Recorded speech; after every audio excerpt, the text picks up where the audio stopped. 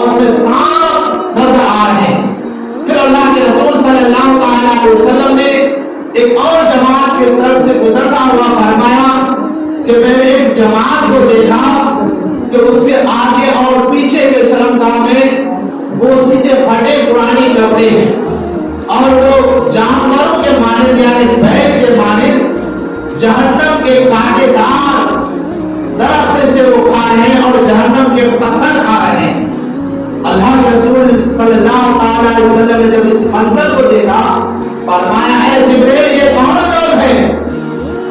حضرت جبریل نے فرمایا یا رسول اللہ صلی اللہ علیہ وسلم یہ وہ لوگ ہیں جو اپنے مال کے زکات نہیں دیتے تھے، یا یہ وہ لوگ ہیں جو سود کھایا کرتے تھے، اپنے مال کو اپنے دولت کو دوسروں کو دیتے تھے کہ میں آج تم کو 10,000 دے رہا ہوں، اس کے عوض اس کے بدلے 2 مہینہ بعد مجھے 12,000 دے رہا ہوگا۔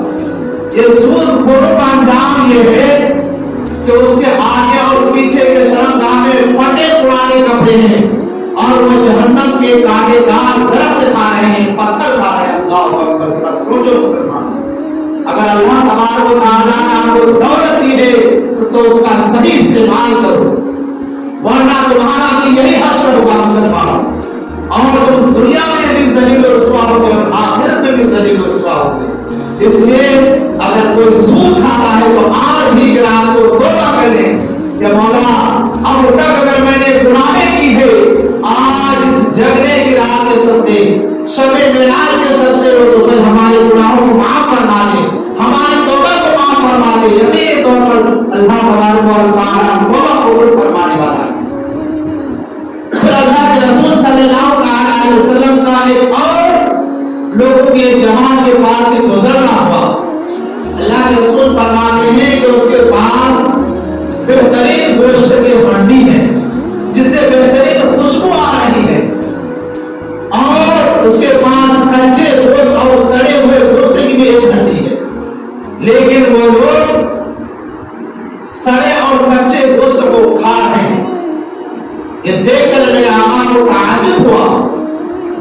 اللہ کے رسول نے فرمایا جبریل یہ کون لوگ ہیں کہ ان کے پاس اچھے گوشت کی ہانڈی ہے جس سے بہترین خوشبو آ رہی ہے، لیکن اس کو رکھتے ہوئے یہ سڑے ہوئے اور بدبودار گوشت کھا رہے ہیں؟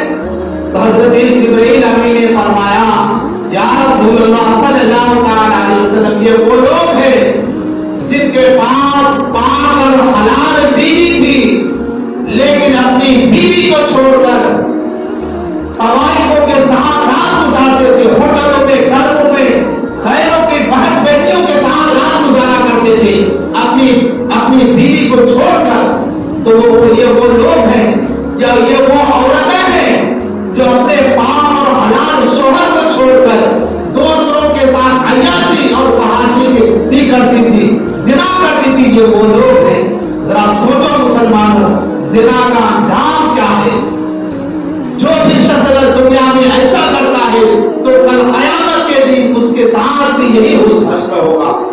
اچھے گوشت کے ہانڈی سے وہ کھانے سے محروم رہ جائے گا اور سڑے اور بدبودار گوشت اس کو کھانا پڑے گا۔